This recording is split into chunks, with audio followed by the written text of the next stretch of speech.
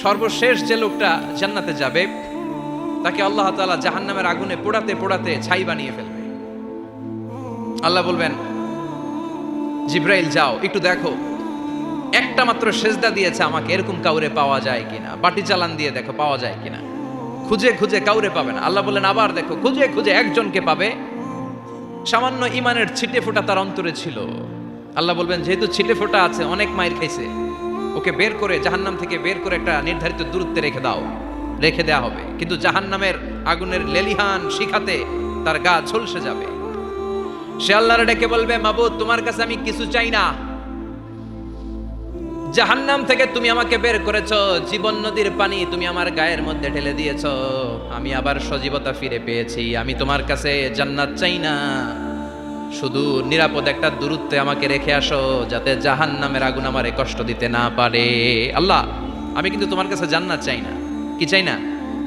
জান্নাত চাই না, কিন্তু জাহান্নামের আগুন আমারে কষ্ট দিচ্ছে, এতটা দূরত্বে রাখো যাতে জাহান্নামের আগুন আমার গায়ে না লাগে। আল্লাহ বললেন ওকে রাখবো, কিন্তু আমার সাথে একটা কন্ট্রাক্টে যেতে হবে, যে এটা তোমাকে দিলে তুমি আর নতুন করে কিছু চাবা না। সে বলবে আমি রাজি, কন্ট্রাক্ট হয়ে যাবে।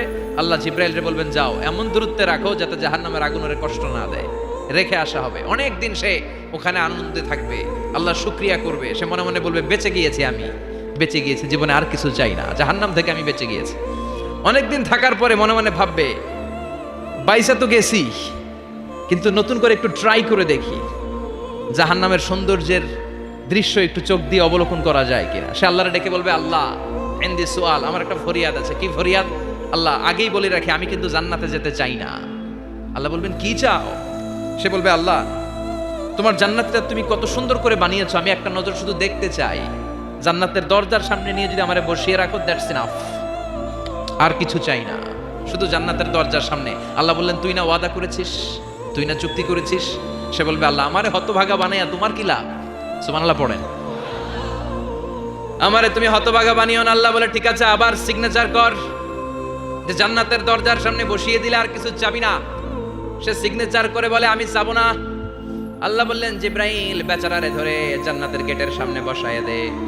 এবার জান্নাতের গেটের সামনে বসে বসে জান্নাতের সৌন্দর্য দেখা শুরু করবে। সুবহানাল্লাহ।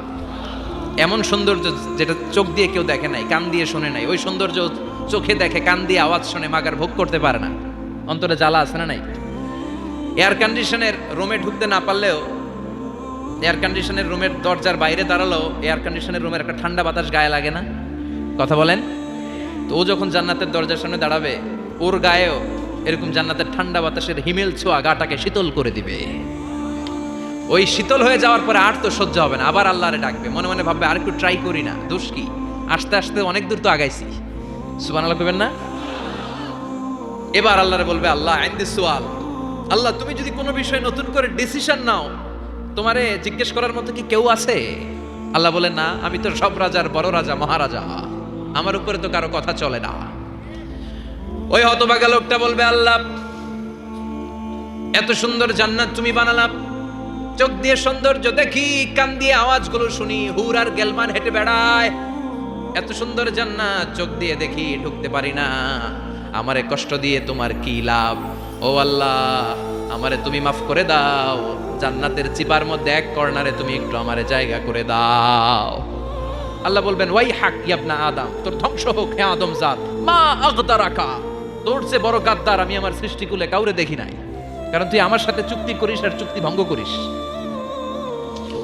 আল্লাহর রহমতের দরিয়ায় তখন জোশ খেলে যাবে, ওর আকুতি মিনতি চাহনি আল্লাহর রহমতের দরিয়ার মধ্যে জোশ লাগিয়ে দিবে। আল্লাহর দয়া হয়ে যাবে, মায়া হয়ে যাবে। আল্লাহ বলবেন ঠিক আছে জান্নাতে যা। লোকটা এবার এক দৌড়ে জান্নাতের ভিতরে ঢুকে যাবে। লোকটার দৌড় দেখে আবার লোকটারে আল্লাহ ডেকে বলবে একটু দাঁড়া, একটু দাঁড়া, জান্নাত তো দিছি, তো দৌড় দিলি কেন? সুবহানাল্লাহ কইবেন না? লোকটি বলবে আল্লাহ প্ল্যান তো আমি কম করি নাই, এত চেষ্টার ফলে আমি আসতে পারছি, আবার যদি তুমি বাইর করে দাও, এই জন্য এক দৌড়ে এমন চিপার মধ্যে লুকামো যাতে তুমি আমার না দেখো। আবার আল্লাহর রহমতের দরিয়ায় জোশ খেলে যাবে। আল্লাহ কাছে ডাকবে, কাছে আয়, ও গোলাম তোর কি মনে চায় আমারে বল, আজকে তুই চাইতে থাক, আমি দিতে দিতে তোর মনের সব আশা পূরণ করে দেব।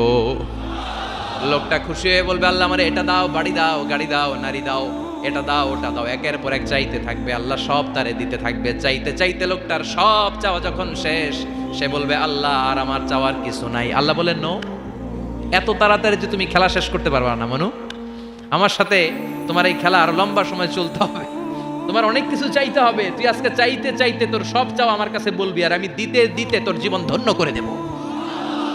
সে আবার চাইতে শুরু করবে, আল্লাহ এটা দাও ওটা দাও ওটা দাও, আল্লাহ দিতে দিতে সব দিবে। এরপরে বলবে আল্লাহ মাফও চাই দোয়াও চাই, আর চাওয়ার কিছু নাই। আল্লাহ বলবেন তাই ঠিক আছে, তোরে আমি জান্নাতে ঢুকাই দিলাম, তবে মনে রাখিস তোর জান্নাতটা হবে সবচেয়ে ছোট জান্নাত, আর তোর জান্নাতটা হবে এই পৃথিবীর 10 গুণ। চিল্লা এখন সুবহানাল্লাহ।